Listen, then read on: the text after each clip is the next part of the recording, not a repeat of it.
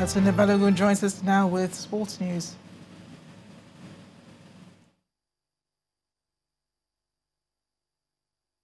Betway, the premium online sports betting experience, is now live in Nigeria.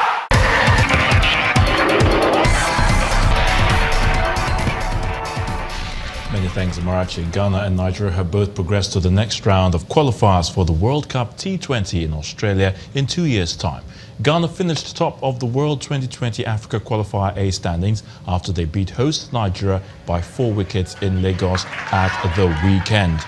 Meanwhile, the International Cricket Council has commended the Nigeria Cricket Federation for a successful qualifiers, saying the 8-day tournament was far above the benchmark set for hosting the event.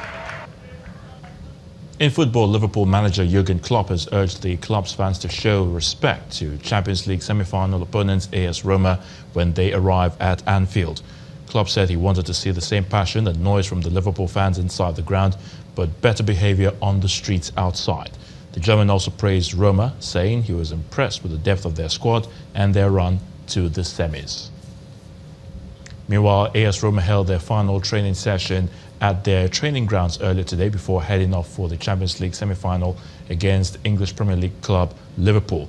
Roma are in the last 4 of the Champions League for the first time since 1984, thanks to their rousing comeback against FC Barcelona.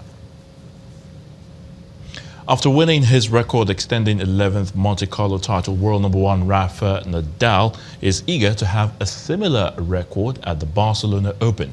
Nadal, who beat Kei Nishikori to claim his record 31st Masters title, will be hoping to add to his run of 36 consecutive sets won on clay in Barcelona this week. Alexander Povetkin's boxing promoter, that's Andrei Ryabinsky, expects Anthony Joshua to cooperate with the rules and face his next opponent. Povetkin is the mandatory challenger to Joshua's WBA heavyweight title, and the governing body have given until May the 6th for their respective promoters to negotiate a fight. And that's a wrap in sports news. The news at 10 continues shortly. Betway, the premium online sports betting experience, is now live in Nigeria.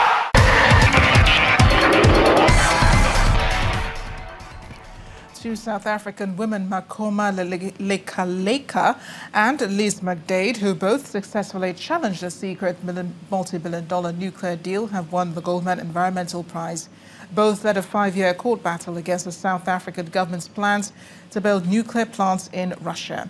Former President Jacob Zuma had reached an agreement with President Vladimir Putin in 2014, but last year, a high court ruled the plan was unlawful and unconstitutional, agreeing with the two women that it had been arranged without proper consultation with Parliament. Armenians have been celebrating the resignation of Prime Minister Sargsyan. He had been accused of clinging to power.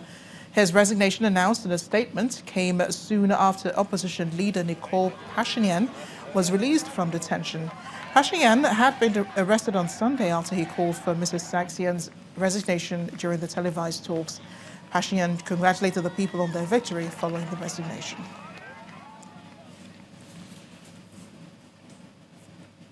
And the main news again.